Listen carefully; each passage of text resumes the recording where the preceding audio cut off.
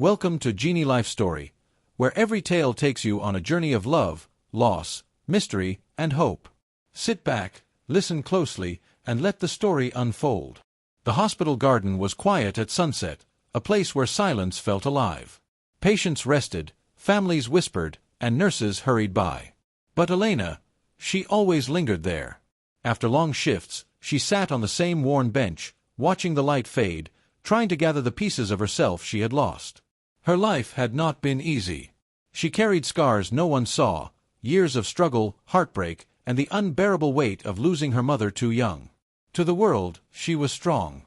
But inside, she felt fragile. It was there, in that fading light, that she first noticed him. A man, always in the same spot. Tall, quiet, his gaze fixed on something distant. He never spoke. But he was there every evening, as if the garden belonged to him. Days passed. Curiosity turned into glances. Glances turned into nods. Until one evening, when Elena whispered softly, "Beautiful sunset, isn't it?" The man turned.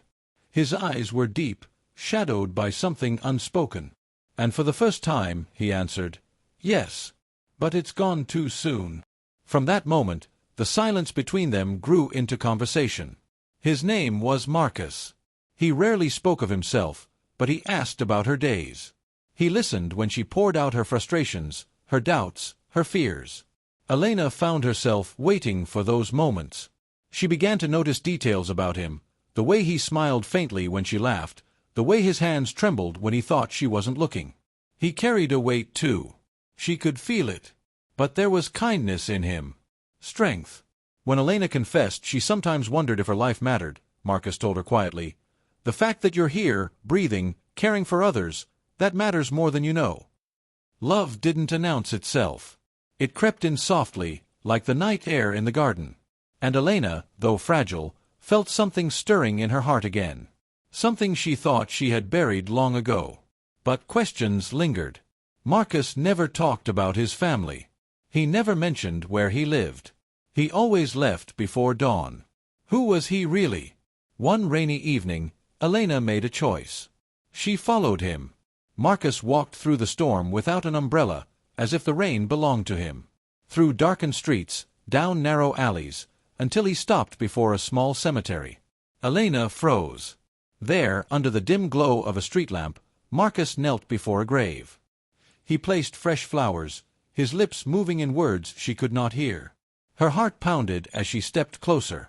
She read the name on the stone. A young woman. Gone too soon. The inscription read, "Forever loved by Marcus." Tears blurred Elena's vision. Suddenly, so much made sense. His silence. His distance.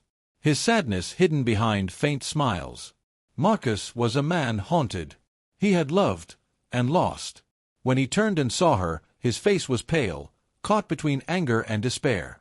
"You shouldn't have followed me," he whispered. But Elena's voice shook with something deeper than fear.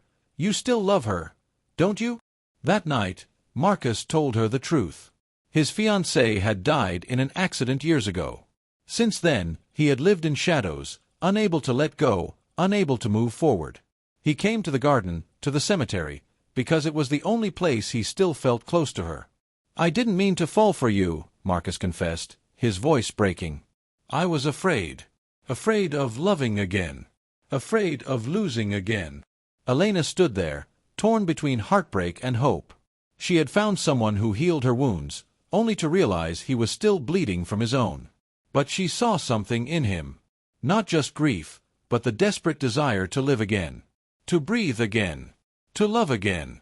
And in that moment, Elena understood. Love is never about replacing the past.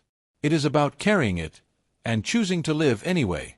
The next morning, they returned to the grave together. Marcus placed one final letter on the stone. His voice trembled as he whispered, "Goodbye. Thank you for loving me once.